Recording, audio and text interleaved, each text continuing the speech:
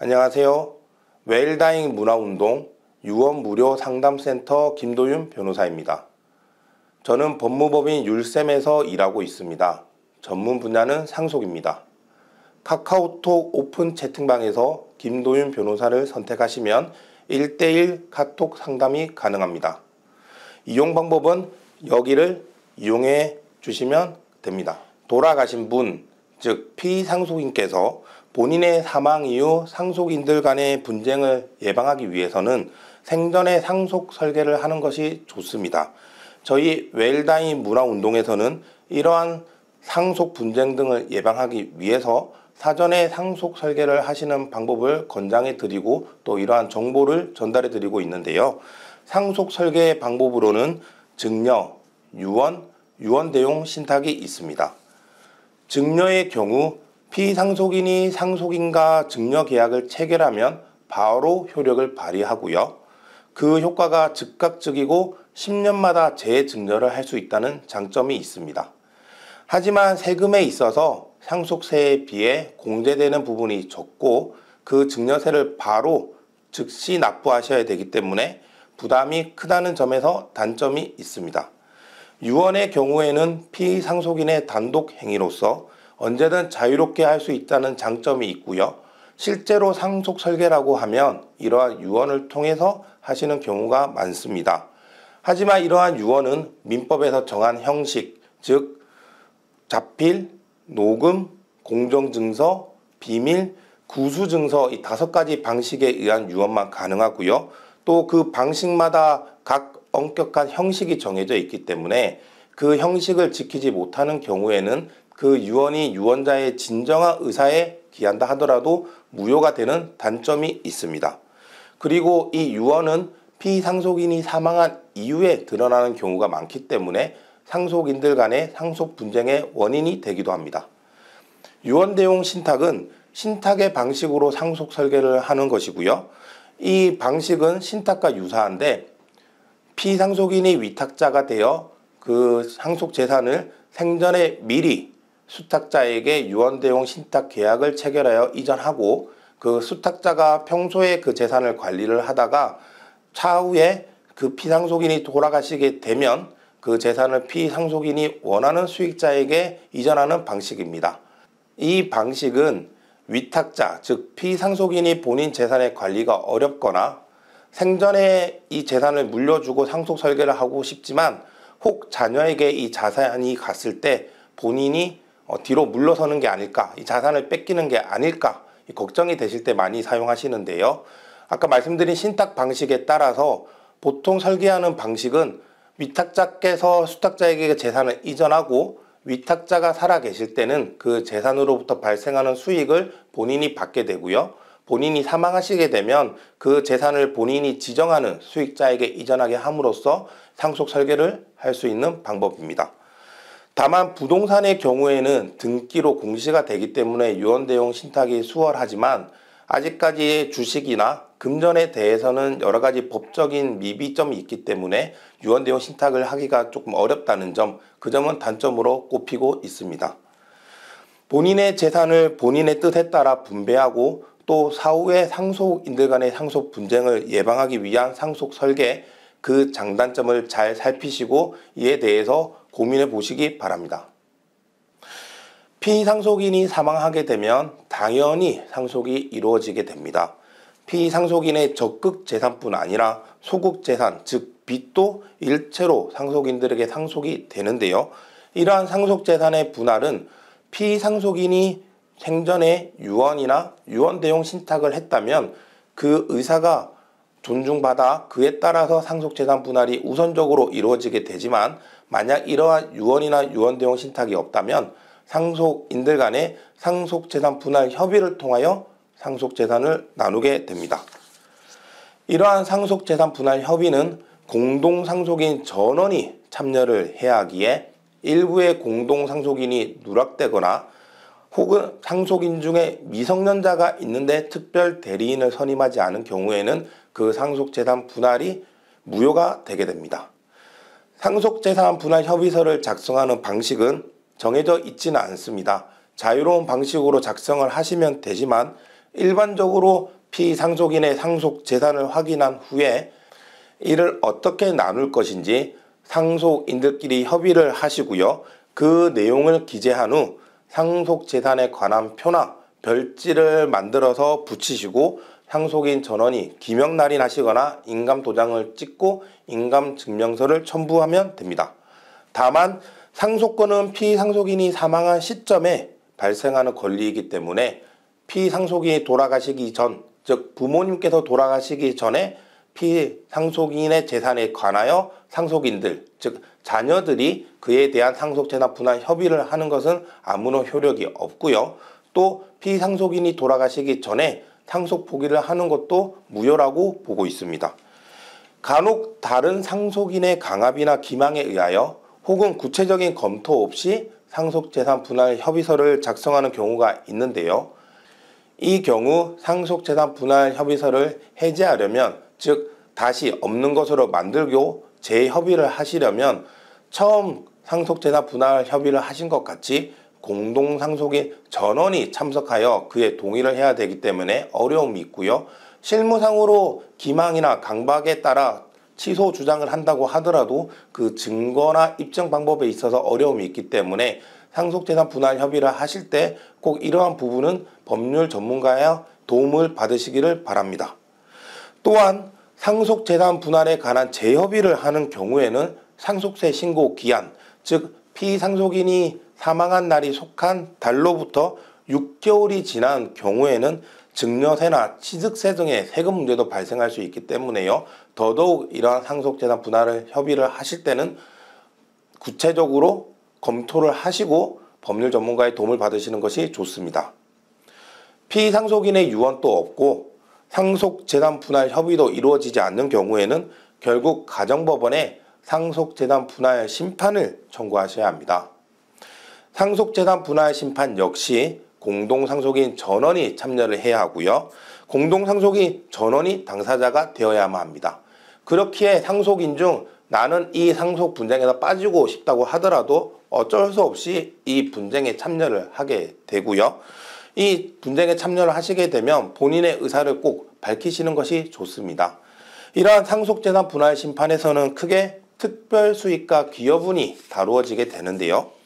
특별수익이란 피상속인이 상속인에게 증여나 유증을 통하여 재산을 미리 배분해 준 경우에 이를 상속분의 성급, 즉 미리 준 것으로 취급을 해서 추후 상속재산 분할에서 그만큼을 공제하게 되는 것인데요. 이는 이 상속법이 공동상속인들 간의 실질적 형평을 추구하기 때문입니다. 다만 이러한 생전 증여나 유증을 받은 특별수익이 상속재산으로 환원되지는 않는데요. 예를 들어 초과특별수익자, 즉 본인의 상속분보다 더 많은 재산을 받아간 상속인이 있다 하더라도 그 상속인의 재산을 다시 내놓아라 라고 청구를 할 수가 없습니다. 이는 피상속인의 의사를 존중해 주기 위함인데요. 다만 증여나 유증 등 특별수익으로 인하여 본인의 최소한의 상속분조차 받지 못하게 되는 경우 그 상속인은 유류분을 청구할 수 있습니다. 상속재산 분할 심판에 있어 이러한 특별수익을 찾는 것은 매우 중요한데요. 부동산의 경우에는 등기부 등본의 등기 원인이 증여나 유증이라고 기재되어 있으면 명확히 드러나지만 보통 특별수익으로 인정받지 않기 위해서 또 이를 숨기기 위해서 혹은 세무적인 이유로 매매나 다른 원인을 기재하는 경우가 많습니다. 또한 매매 대금을 증여하는 경우도 있고요. 특히 현금 증여의 경우에는 계좌에 이체된 내역이 있으면 확실하지만 계좌에 이체된 내역이 없이 다만 그 시기에 어느 정도 금액을 지속적으로 뽑았다라든지 부모님 계좌에 나타나지 않지만 상속인 중 일부가 막대한 재산을 아니면 부를 창출했다든지 혹은 부동산을 매수했다든지 등의 사유를 가지고 있다면 이를 가지고 그 증여가 과연 존재했던 건지 특별수익을 찾아야 합니다. 이러한 부분은 피상속인의 재산 전부에 대한 확인과 그에 대한 검토, 특히 그 거래 내역에 대한 검토가 필요하기 때문에 법률 전문가의 도움을 받으셔서 해결하시는 것이 좋습니다. 또 다른 이슈인 기여분이란 공동상속인 중에 상당한 기간 동거하면서 간혹 그 밖의 방법으로 부양을 했거나 재산적으로 특별한 기여를 한 경우에 상속인 중에 인정을 해 주는 건데요. 상속 재산 중에서 기여분이라는 명목으로 일부를 떼내서 인정을 해 주는 겁니다.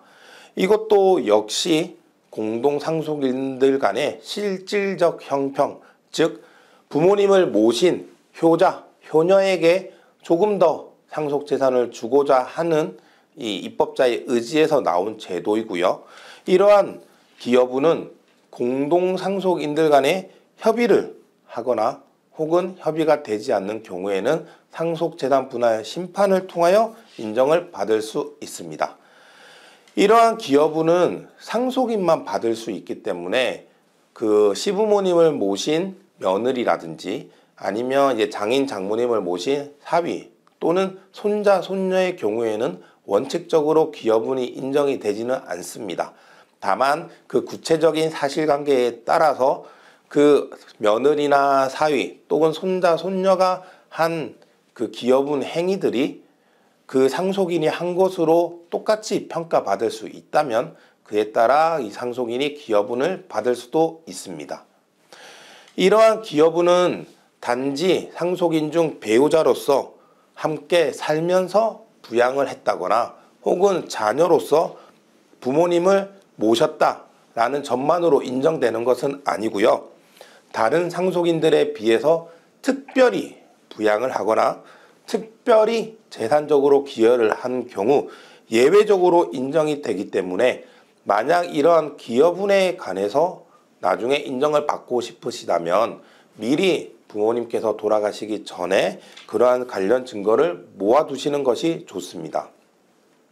상속재산 분할 심판은 가족들 간의 소송이다 보니 민사소송과 같이 엄격한 증거에 의해서 판단이 되지는 않습니다. 그것보다는 오히려 여러 가지 정황과 사정들, 어떻게 살아왔는지, 이 상속재산은 어떻게 형성이 되었는지, 그리고 그 상속재산이 형성됨에 있어 자녀들이 어떤 역할을 했는지, 그리고 이 재산을 어떻게 나누는 것이 정말 상속인들 간의 실질적 형평을 추구할 수 있는지에 따라 재판부의 재량이 어느 정도 인정이 되고요. 그렇기 때문에 이러한 상속재산 분할 심판을 가사 비송 소송이라고 저희가 부르고 있습니다.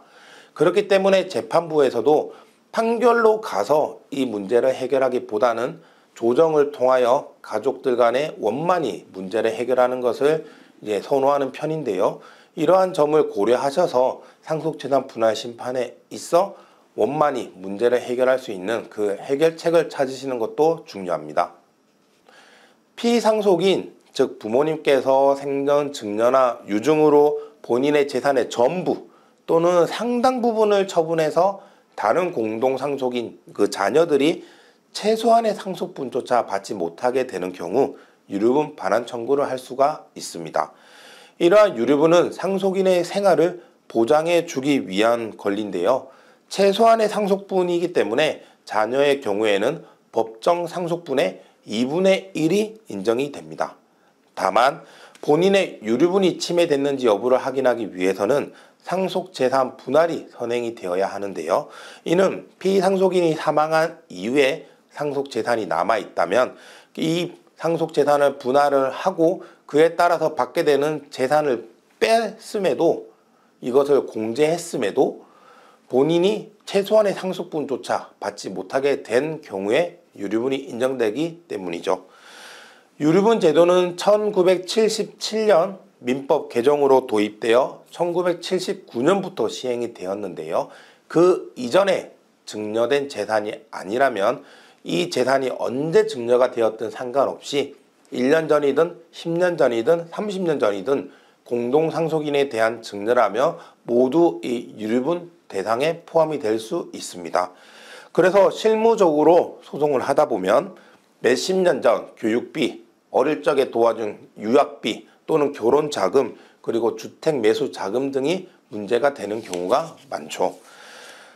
이 상속재산 분할을 함에 있어서는 기한의 제한이 없습니다. 즉 상속재산이 남아있다면 언제든 상속재산 분할을 할 수가 있고요. 저희가 실제로 하는 소송 중에서는 이 할아버지 또는 그 위에 증조 할아버지, 고조 할아버지 때까지 아직까지 남아있는 재산이 있어서 그 상속 재산을 어떻게 나눌 것인지에 대한 소송을 하는 경우도 있습니다. 약 50년, 70년이 지나서도 이 소송을 할 수 있다는 거죠. 다만 이 유류분의 경우에는 이 소송을 할 수 있는 기간에 제한이 있습니다. 이를 소멸시효라고 하는데요. 이 소멸시효는 민법 제1117조에서 규정하고 있는데, 유류분 권리자가 상속의 개시, 즉 사망한 사실을 얘기하는 거죠. 상속의 개시와 반환하여야 할 증여 또는 유증을 한 사실을 안 때로부터 1년 내 또는 상속이 개시된 때로부터 10년 내에 이 유류분 반환 청구를 해야 하고요. 그 기간이 도가되면 유류분 반환 청구를 할 수 없게 됩니다. 이러한 유류분 반환 청구의 소멸시효, 특히 1년의 단기 소멸시효에 대해서는 재판부에서는, 법원에서는 조금 더 넓게 해석을 하는데요. 법문상으로는 상속이 개시된 사실과 이 생전 증여 또는 유증이 있었던 사실을 안 떼라고 되어 있지만, 법원에서는 이를 좀 더 확장 해석하여 이 두 가지 요건 외에도 이로 인해서 본인의 유류분이 침해된 사실을 안 때로부터 1년이라고 하여 유류분권자의 권리를 보호해주는 태도를 취하고 있습니다. 그래서 만약 피상속인이 돌아가신 지 1년이 지난 이후에 상속 재산에 대한 증여나 유증 사실을 알게 되었다. 그러면 이 법률 전문가와의 상담을 통해서 본인의 권리를 찾으시기를 바랍니다. 이 유류분 제도에 대해서는 비판적 목소리가 있는데요.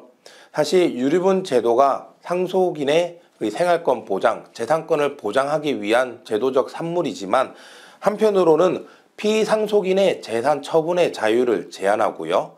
또 불효자들도 어떻든 부모님께 아무것도 하지 않고 오히려 부모님이 본인의 재산을 주고 싶지 않았던 불효자들도 최소한의 상속분을 가져갈 수 있다는 점에서 비판의 목소리가 높았죠. 그래서 실제 현재에도 유류분 제도에 대해서 위헌법률 제청 그리고 헌법 소원이 제기되어 헌법재판소에서 이에 대해서 재판을 하고 있습니다. 아직까지 결과가 나오지는 않았기 때문에 그에 대한 헌법재판소의 판단을 지켜봐야 할 건데요. 아무래도 사회적 여론과 사회적 인식이 변하다 보니 이 유류분에 대해서도 비판적 목소리가 높아지고 있는 것 같습니다. 한편 이러한 사회적 여론에 대해 대법원에서도 유류분의 특별수익과 관련해서 조금씩 변화된 태도를 보이고 있는데요. 바로 기여분과 관련된 부분입니다. 앞서 설명드린 대로 기여분은 피상속인에 대해서 특별히 부양하거나 특별히 재산적 기여를 한 상속인에게 상속 재산 중 일부를 그 보답의 차원에서 인정을 해주는 건데요. 이 유류분과 기여분은 아무런 관계가 없다고 저희가 말씀을 드립니다. 즉 기여분은 말씀드린 대로 상속재산 분할에 있어서 상속재산 중 본인이 특별한 부양 및 기여에 대해서 그 대가를 받아가는 것이고, 그래서 상속재산 분할의 영역에 들어가는 것이고요. 이 유류분은 내 최소한의 상속분을 받기 위해서 민사소송으로서 유류분 반환 청구를 하는 것이기 때문에 이 둘은 관계가 없고 서로 침범할 수도 없습니다. 다만 우리 대법원은 공동상속인들 간의 실질적 형평 그리고 이 유류분에 대한 비판적 목소리를 감안해서 피상속인에 대해서 특별한 부양이나 재산적으로 특별한 기여를 한 상속인에게 그 상속인이 생전 증여나 유증을 받아서 유류분 반환 청구의 상대방이 되었을 때 그 피상속인이 받은 생전 증여나 유언이 단순히 상속인으로부터 재산을 받은 것이 아니라 본인을 모신 것에 대한 대가, 그 고마움의 대가이기 때문에 이를 상속분의 성급으로 취급을 하면 오히려 공동상속인들 간의 실질적 형평을 저해하게 된다는 이유로 이를 상속재산 중 특별수익에 포함시키지 않는다는 법리를 펼치면서, 쉽게 말해 본인의 부모님에게 자란 자녀가 재산을 더 많이 가져갔다 하더라도 이 불효를 한 자녀들은 유류분 반환 청구를 할 수 없다는 법리를 판시하고 있습니다.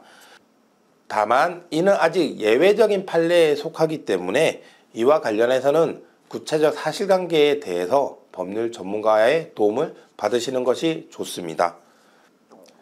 네, 만약 부모님께서 치매와 같이 질병, 장애, 노령, 그 밖의 사유로 인한 정신적 제약으로 사무를 처리할 능력이 지속적으로 결여된다면 가정법원에 성년 후견인을 신청할 수 있고요. 이 성년 후견인이 선임이 되면 그 성년 후견인은 피성년 후견인, 즉 부모님의 재산의 관리와 신상 보호에 관하여 피성년 후견인의 복리에 맞게 사무를 처리하게 됩니다. 부모님께서 치매에 걸리시기 전에 미리 임의 후견 계약을 체결하거나 유언이나 유언대용 신탁으로 상속 설계를 하셨다면 그에 따라 추후에 처리를 할 수가 있겠지만, 이러한 준비가 되어 있지 않은 상황에서 부모님께서 갑작스럽게 치매에 걸리시거나 혹은 정상적인 판단을 하실 수 없는 상태가 되신다면 그 재산의 관리나 신상의 보호를 위해서 법원에 성년 후견인 선임을 신청하게 되는데요. 실제로 성년 후견인을 신청할 때 부모님께서 치매 등 어떤 이유로 인해서 정상적인 판단을 하시지 못하기 때문에 누구를 성년 후견인으로 선임해 달라는 신청을 법원에 하게 되는데요. 이 경우 상속인들 전원이 이에 동의를 한다면 그 선임을 신청한 이 성년 후견인이 선임이 되겠지만, 앞서 말씀드린 대로 자녀들 간의 상속 재산에 대해서 갈등이 있거나 혹은 부모님을 어떻게 모실지에 대해서 서로 견해가 다르다면 그 성년 후견인, 일방이 신청한 성년 후견인에 대해서 동의를 하지 않는 경우가 많습니다. 그래서 그런 경우에는 법원에서 성년 후견인을 선임을 하게 되는데요. 다만 그 전제 조건으로서 진정 부모님께서 치매 등에 걸려 본인의 정신적 제약이 있어 정상적인 판단을 하지 못하는지, 즉 의사 능력이 있는지 없는지 여부를 판단을 해야 하고요. 이를 위해서는 대학병원 등에 그 부모님을 보내서 정신감정을 받고요. 그 정신감정을 통해서 실제로 의사 능력이 없다, 정상적 판단이 힘들다고 했을 때 그 법원에서 성년 후견인을 선임하게 됩니다. 만약 피성년 후견인에 대해서 정신감정을 했는데 그 결과 이 피성년 후견인께서 치매에 걸렸지만 정상적인 판단을 할 수가 있다, 법적인 판단을 할 수가 있다, 이렇게 판단이 되면 법원에서는 성년 후견인 선임 신청을 기각을 하고요. 부모님께서 치매 등으로 인하여 정상적인 판단을 할 수가 없지만 이 상속인들 전원이 이 성년 후견인 신청에 동의를 하지 않는 경우에는 법원에서 직권으로 법원에 등재된 성년 후견인 후보자 중에서 한 명을 혹은 그 재단 어떤 법인을 선임을 하게 됩니다. 그러면 그 성년 후견인이 이 피성년 후견인 부모님의 신상이나 재산 관리에 대해서 사무를 처리하게 되는 것이죠. 법원에 의하여 선임된 성년 후견인은 피성년 후견인의 신상 보호 및 재산 관리를 위하여 업무를 수행하게 되나, 일부 업무, 예를 들어 피성년 후견인을 치료 등의 목적으로 정신병원 등에 격리하는 경우에는 가정법원의 허가를 받아야 하고요. 피성년 후견인이 거주하고 있는 건물 등을 매도하거나 임대, 전세권 등을 설정하는 경우에도 가정법원의 허가를 받아야만 합니다.